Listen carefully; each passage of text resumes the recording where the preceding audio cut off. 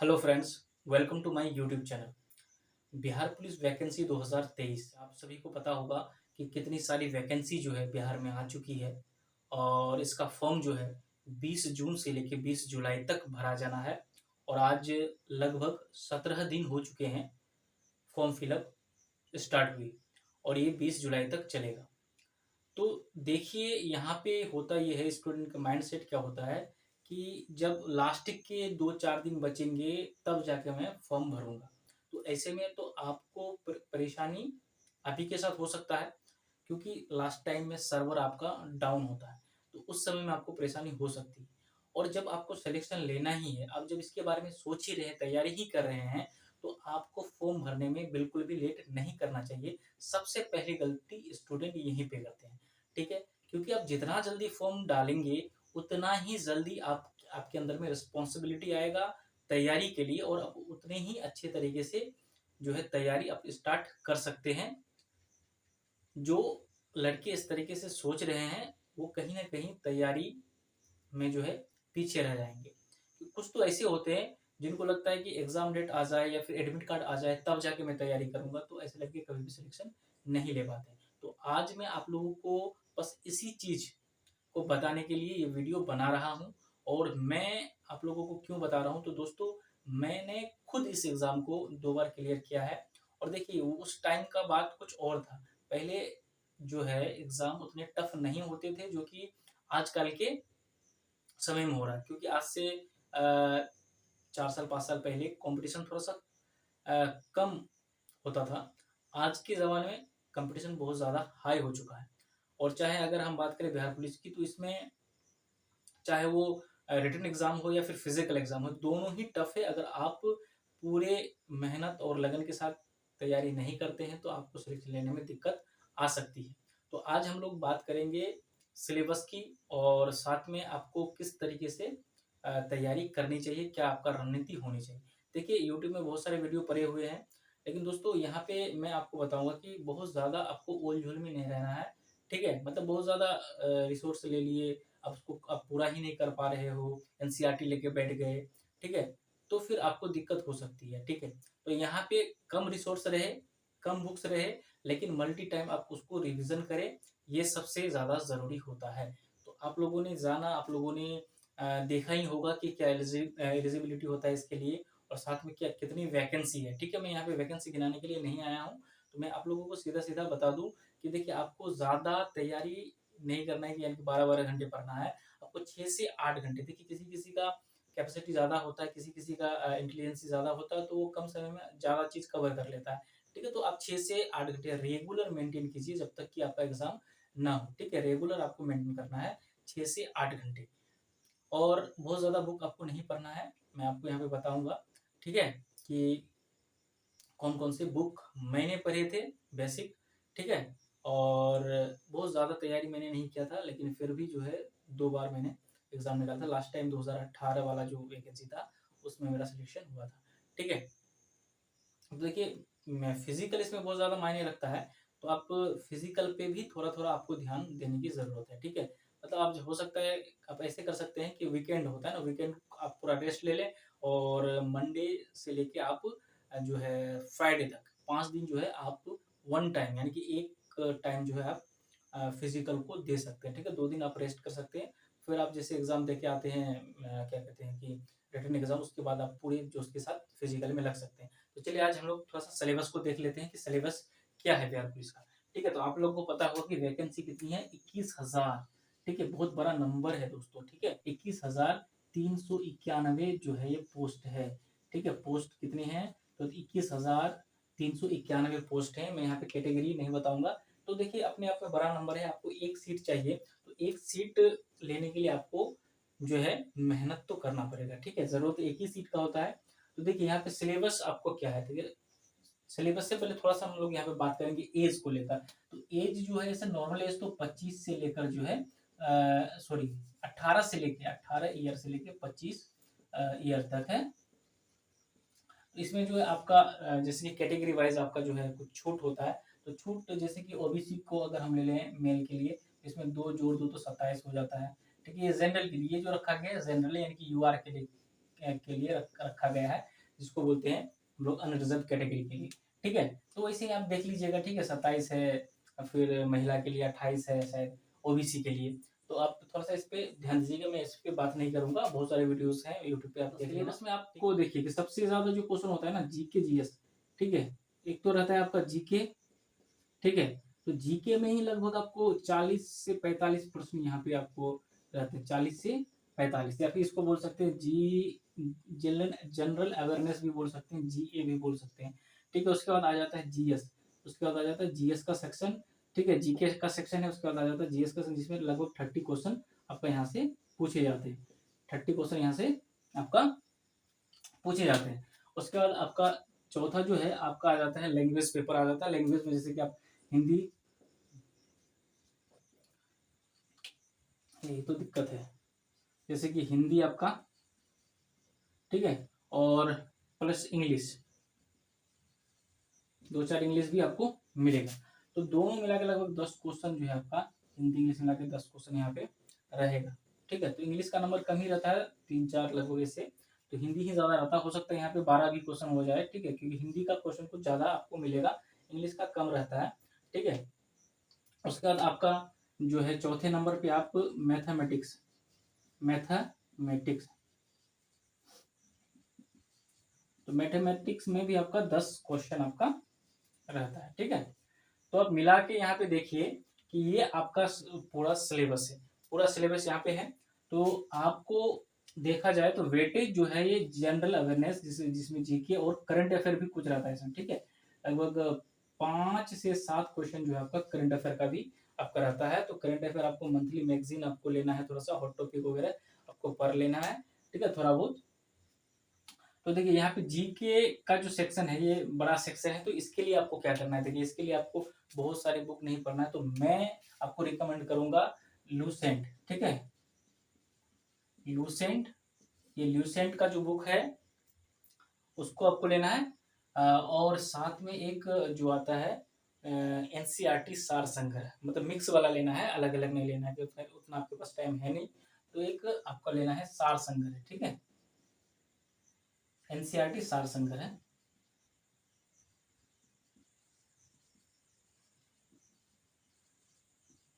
महेश कुमार बरनवाल का ही आपको मिल जाएगा।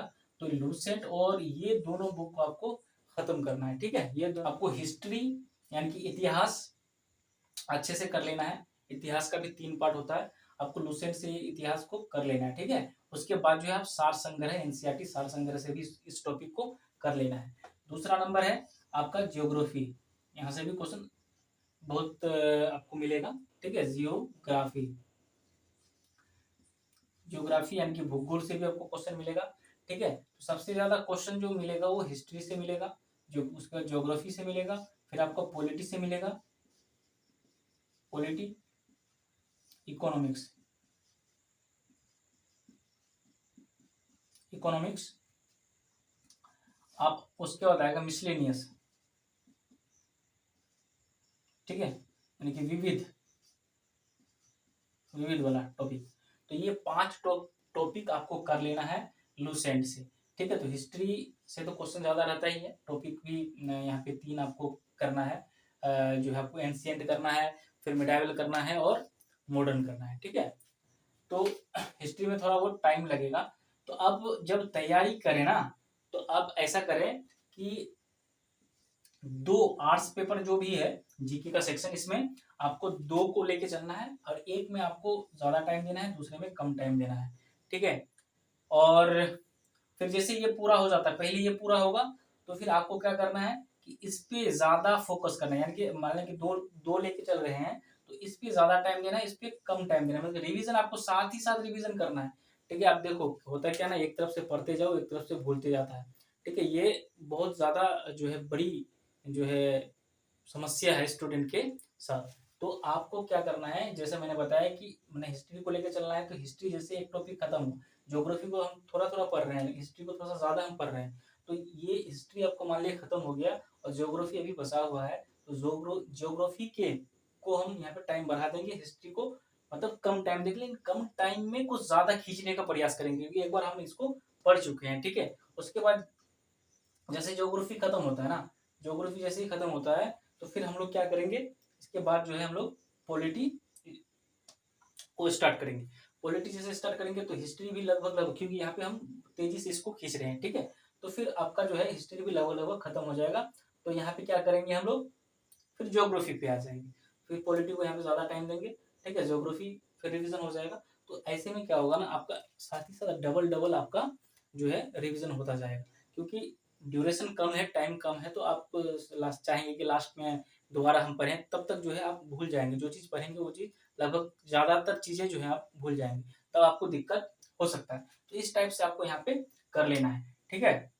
मिसलेनियस भी अच्छे से आपको देख लेना है, क्योंकि मिसलेनियस से भी क्वेश्चन रहता है, ठीक है। और यहाँ पे एक बात ध्यान दीजिए, साथ में इसको भी करते जाना है, ठीक है। इसको आपको देखो साथ ही साथ नहीं करना है, इसको फिर बाद में आप कर सकते हो, इसको बाद में कर सकते हो, जैसे ये खत्म होगा, ये सार संग्रह जो है एनसीईआरटी का आप कर सकते हो, ठीक है। और उसके बाद हम करंट अफेयर की बात करें तो करंट अफेयर में आपको ज़्यादा टाइम नहीं देना है, कोई मंथली मैगजीन लेना है और आपको दिया हुआ रहता है 100 बूस्टर वगैरह,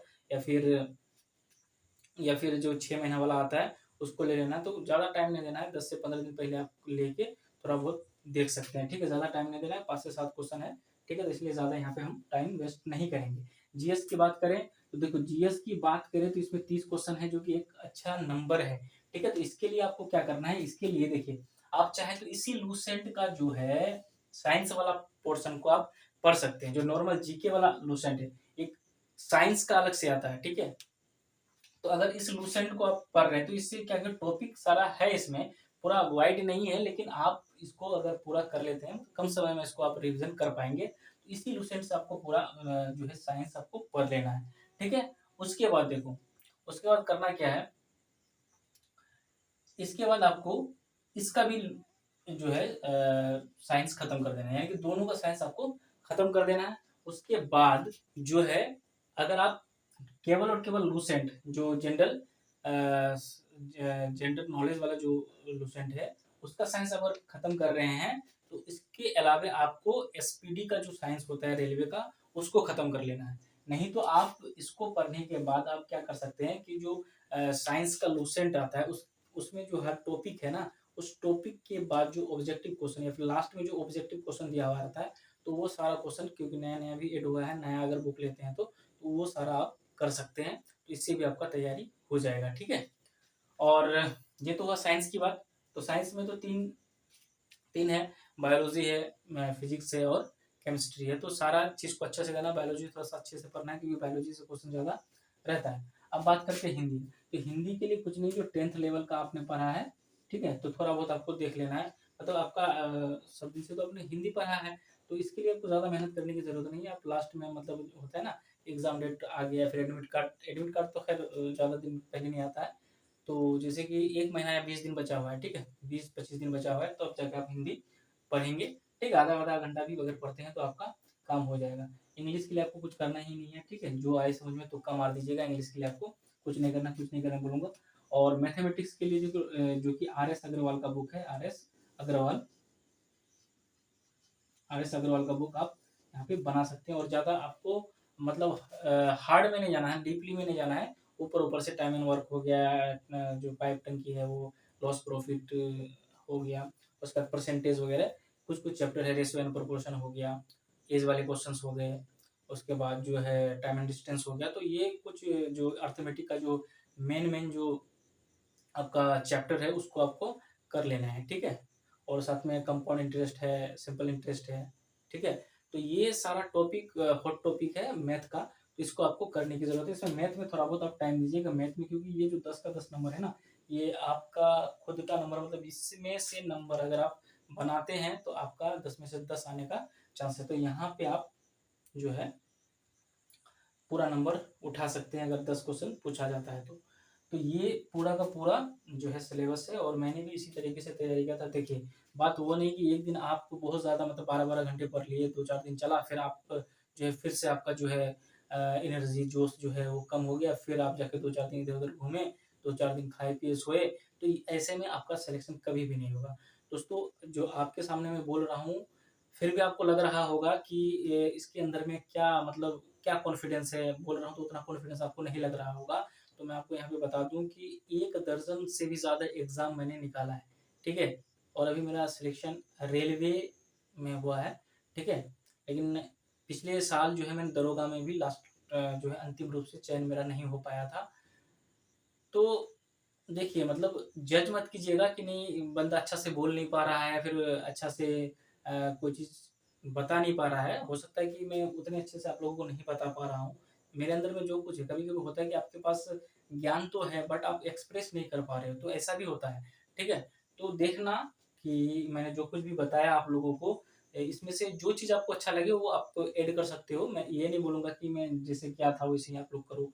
तो मेरा लगभग 6 से 8 घंटे का जो है लेबर मतलब स्टडी होता था, ठीक है? तो एक्चुअली मैं बहुत ज़्यादा बिहार पुलिस के लिए नहीं पढ़ता था। एग्ज़ाम टाइम में मैं मतलब पढ़ता था क्योंकि मैं एसएससी की तैयारी करता था, तो ऐसे ही मेरा तैयारी लगभग ठीक-ठाक था। लेकिन मैं आपको विश्वास दिलाता हूँ कि आप इतना करो, आपका रिज़ल्ट ज़रूर आएगा क्योंकि वैकेंसी भी अच्छी खासी वैकेंसी है। तो मेरे ख़्याल से 65 से 70 आपका आपका जो है ना सेफ स्कोर हो सकता है फिज़िकल के लिए, ठीक है? 65 से 70 मैं यहाँ पे सबके लिए बोल रहा हूँ जनरल से लेके मतलब अगर एसटी-एससी है तो वो 60 प्लस मान सकते हैं। तो इस टाइप से मतलब एक टारगेट बना लो। ख़ैर ये चीज़ तो डिसाइड नहीं होता है पहले एग्ज़ाम का पेपर कैसा रहेगा या फिर वहाँ पे कितने लोग अपीयर होंगे, तो बहुत सारा चीज़ मैटर करता है, ठीक है? तो अभी बताना पॉसिबल नहीं है लेकिन एक टारगेट कि 70 प्लस हमको करना है, एक टारगेट आप सेट करो। जब टारगेट सेट करोगे ना तो हो सकता है थोड़ा-सा नीचे भी रहोगे, टारगेट थोड़ा-सा अच्छा सेट करो, ठीक है? थोड़ा-सा नीचे भी रहोगे तो भी सिलेक्शन हो जाएगा।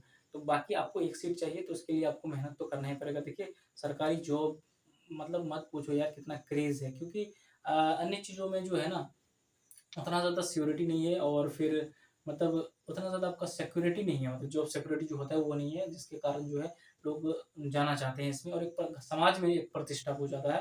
देखिए शहर की बात अलग है लेकिन गाँव में एक प्रतिष्ठा अलग ही लेवल का होता है जो कि गवर्नमेंट सर्वेंट होता है। ठीक है? तो मतलब लगे रहिए पूरे जोश के साथ, पूरी लगन के साथ, पूरी मेहनत के साथ और एक सीट आपका, ठीक है? तो जो कुछ मैंने कहा आप उसको अपने जो भी रूटीन है उसमें आप ऐड करिए, ठीक है? जो अच्छा लगे, मैं ये नहीं कह रहा हूँ कि जैसा मैंने बताया वैसे ही आप करो, ठीक है? आपके पास और भी रिसोर्सेज़ है तो आप और भी रिसोर्सेज़ फ़ॉलो कर सकते हो या फिर एनसीईआरटी वगैरह है, अगर आपके पास टाइम है तो एनसीईआरटी भी देख सकते हो, ठीक है? इससे आपको एनसीईआरटी पढ़ने से क्या होता है कि अंडरस्टैंडिंग बढ़ता है क्योंकि देखो दोस्तों यहाँ बीपीएससी का मेंस भी मैंने लिख चुका हूँ, तो कहने का मतलब है कि मेरे अंदर में है वो चीज़, मैंने पढ़ा है, एनसीईआरटी भी पढ़ा है, जिसके वजह से जो है मैं आपको बता रहा हूँ कि बेसिक अंडरस्टैंडिंग जो है, जो फँसाने वाला क्वेश्चन है, वो आपका क्लियर होता है, वो आप सही कर लेते हैं अगर आप एनसीईआरटी ठीक से पढ़ते हैं तो। आगे और भी एग्ज़ाम में आपको काम देगा, ज़रूरी नहीं कि आप एक ही एग्ज़ाम की तैयारी करें, हो सकता है आगे आपका दरोगा आ जाए, तो दरोगा के लिए भी आपको काम आएगा। अगर अभी आप मेहनत करते हो ना, तो कभी न कभी मेहनत आपका दिखेगा, वो मेहनत रंग लाएगा। ठीक है दोस्तों? तो आज यहीं पे वीडियो हम समाप्त करते हैं, आगे और भी वीडियोज़ आएगा, तो इस वीडियो को प्यार ज़रूर देना, चैनल को सब्सक्राइब कर लेना और वीडियो को लाइक और दोस्तों के साथ शेयर ज़रूर कर देना।